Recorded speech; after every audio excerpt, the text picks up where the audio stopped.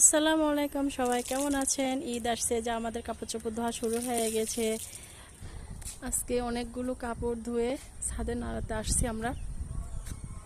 এই যে আমার হাজবেন্ড নাড়তিছে এগুলো।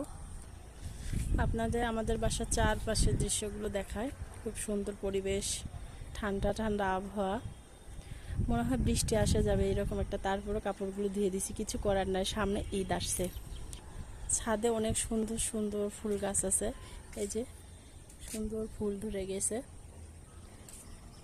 মাশাআল্লাহ খুব সুন্দর ফুল ধরছে। এখান থেকে কয়েকটা গাছ নিয়ে যাব রুমের মধ্যে লাগাই দেব। এই যে বাসার চারপাশে কত সুন্দর একটা পরিবেশ, মাশাআল্লাহ। আমি ছাদে ভিডিও করতেছি, আমার হাজবেন্ড এই যে কাপড়গুলো নাড়তেছে। কেউ কিছু মনে করবেন, একসঙ্গে কিছু মিলেমিশে কাজ করা ভালো, তাই না? আমার ভিডিওটি কেমন হয়েছে অবশ্যই জানাবেন। সবাই ভালো থাকবেন, সুস্থ থাকবেন। আল্লাহ হাফেজ।